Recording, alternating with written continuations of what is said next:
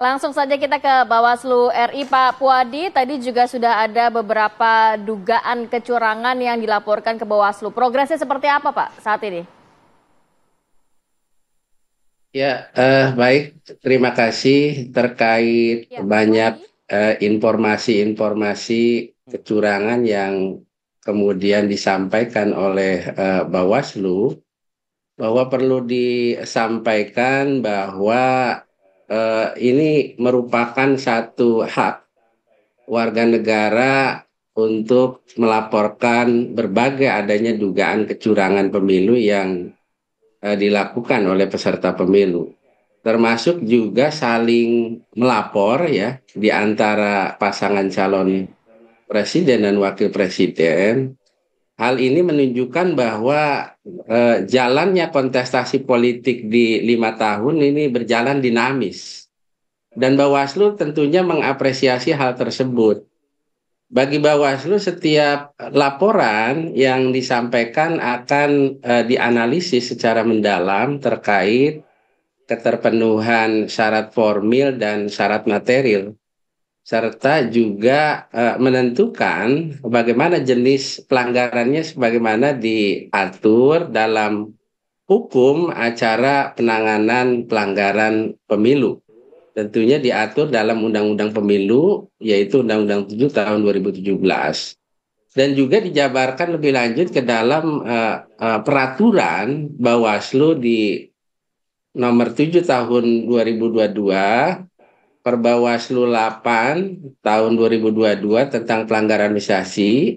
Nah, ini sepanjang juga laporan yang disampaikan ini harus memenuhi syarat formil dan material. Nah, ini Bawaslu tentunya karena memang pintu masuk penanganan pelanggaran di Bawaslu ini kan ada temuan, kemudian ada laporan.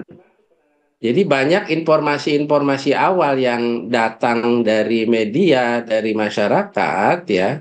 Tentunya Bawaslu melakukan penelusuran, pendalaman yang kemudian ini dituangkan dalam LHP, laporan hasil pengawasan. Nah, dari laporan hasil pengawasan, artinya dalam konteks kualitas pengawasan di Bawaslu ini tidak semua informasi yang masuk itu Bawaslu menyimpulkan bahwa ini langsung disimpulkan adalah pelanggaran.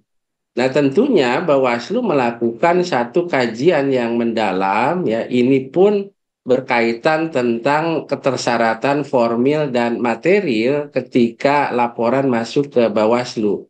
Nah, selanjutnya dilakukan klarifikasi dan kajian akhir guna menentukan berkaitan tentang status dan sanksinya. Demikian.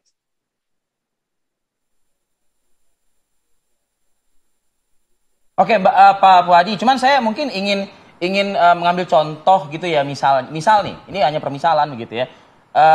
Ada beberapa yang sudah dilaporkan atau mungkin justru bahkan sudah ditangani begitu.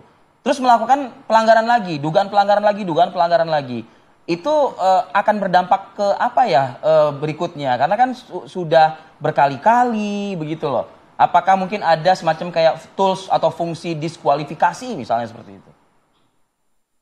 286 Ya, itu. tentunya Bawaslu ketika ada 286. informasi laporan, saya juga perlu Pak sampaikan Puadi. nih, agar mungkin masyarakat bisa teredukasi berkaitan tentang laporan tersebut.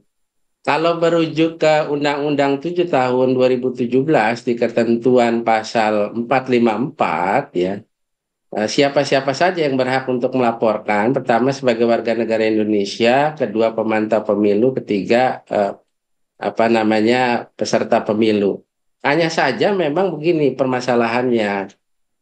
Ada beberapa laporan yang dilaporkan ke Bawaslu, mereka memenuhi syarat formil, tetapi tidak memenuhi syarat material. Nah, apa saja sih yang dimaksud dengan syarat formil sebagaimana diatur di Perbawaslu Tidak lengkap 7 ya. tentang temuan laporan? Nah, syarat formilnya misalkan identitas pelapor. Dia harus tahu siapa yang melaporkan. Kemudian identitas terlapor, siapa yang dilaporkan. Kemudian juga berkaitan tentang waktu penyampaian 7 hari sejak diketahui. Jadi peristiwanya itu kapan dilaporkannya kapan gitu. Sementara sudah diatur bagaimana ketika melaporkan itu waktu penyampaiannya itu 7 hari sejak diketahui, tentunya hari H masuk dalam kategori hari kerja. Nah, kemudian kaitannya dengan syarat material ya, ini banyak yang kemudian melaporkan lalu tidak memenuhi syarat material, tidak diregistrasi. Lalu kemudian kami Bawaslu menyampaikan kepada status pelaporan bahwa laporan tersebut tidak diregistrasi dan kemudian tidak memenuhi syarat material lalu disimpulkan kategori bukan pelanggaran. Nah, mereka kadang juga ketika laporan tersebut diberi perbaikan waktu 2 hari, ternyata tidak ditindaklanjuti perbaikan tersebut, sehingga dia menyampaikan laporan kembali ya. Ketika Bawaslu sudah menyampaikan status pelaporan, maka juga kita tolak lagi karena tidak memenuhi kaitannya dengan syarat formil material berkaitan tentang ya waktu penyampaian 7 hari sejak diketahui. Nah, kalau syarat material misalkan Mas Fadil, pertama kaitan dengan waktu dan tempat kejadian. Jadi waktunya kapan, tempat kejadiannya misalkan di DKI, dia laporkan di Bogor misalkan, itu kan nggak nyambung. Ada juga misalkan tempat kejadiannya misalkan di Bandung misalkan, dia proses laporannya di Papua, itu juga tidak nyambung. Kemudian juga berkaitan tentang uraian kejadian. Nah, ini uraian kejadian tidak disampaikan, peristiwa yang disampaikan. Ada praktek seperti itu. Banyak yang melaporkan, dalil-dalil yang dilaporkan itu hanya dengan video. Pada saat diklarifikasi ternyata diinformasikan tidak sesuai uraian kejadian dengan yang mereka sampaikan, dalil-dalil yang akan dilaporkan. Termasuk juga kaitannya dengan bukti. Nah, bukti-bukti ini nanti kita akan lakukan kajian sesuai dengan analisis kasus pasal-pasal yang menunjukkan bahwa hal tersebut memenuhi ketersyaratan material tersebut. Baik, Pak Puadi. Ya. Udah dapat poinnya gitu.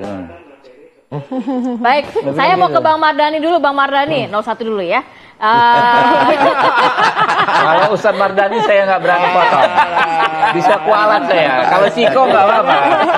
Penjelasan dari Bawaslu tadi, tapi memang ternyata mungkin banyak laporan, tapi laporan ini tidak bisa diproses karena kurang bukti, tidak memenuhi syarat dan lain sebagainya. Formil dan material. Makanya ini menjadi forum yang baik untuk edukasi publik. Saya selalu kalau ketemu masyarakat gini, siapa sih yang milik pemilu? Bukan milik Habib, bukan milik Ciko, bukan milik saya, bukan milik Anies, bukan milik Prabowo, bukan milik Ganjar. Miliknya masyarakat. Ya. Karena itu yang harus menjaga ya masyarakat. Ya. Cara menjaganya bagaimana? Ayo kunjungi KPU, Bawaslu dalam hal ini. Saya kebetulan karena Komisi 2 sering sosialisasi tuh orang KPU. Ayo, nah biasanya setiap KPU Bawaslu tuh punya WA Center. Nah, atau call center. Ada call centernya lah kita bisa tanya apa saja. Tapi kalau secara umum 5W1H lah. What tuh apa sih yang terjadi?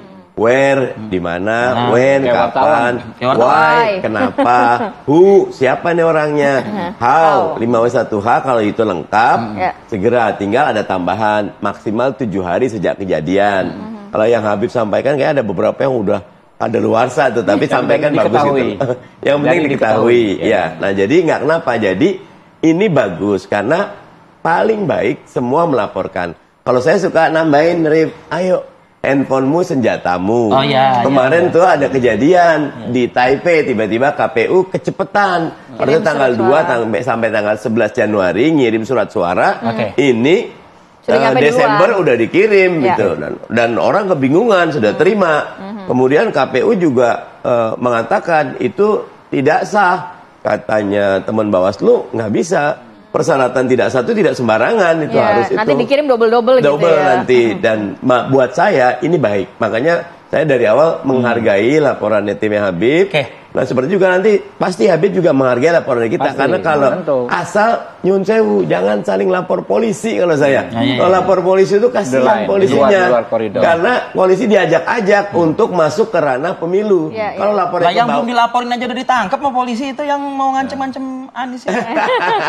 Kalau itu mungkin ada Memang unsur pidana. kriminalnya, ada Oke. pidananya, Oke, Bib Komisi 3 penembakan lebih di paham. Sampang. Ya. Oke. Bang, Ya. tetapi Ya. intinya paling enak jangan lapor kecuali ke Bawaslu Baik. Ya. atau ke DKPP. Kadang-kadang ada teman-teman yang menemukan yang punya masalah adalah penyelenggara pemilu. KPI Bawaslu laporkan ke DKPP. Ya. Dan Baik, ini Bang. baik. Ini baik. Pagi-pagi kita bahas ini baik. Oke. Oke. Baik lagi kita jeda dulu Bang Habib. Wah, ini laporin ke Bawaslu loh ini. Kok kita Arif dilapor? Fadil tidak adil. Bang Ciko. Daerah lapor-lapor kayaknya. Sesaat lagi kami akan kembali.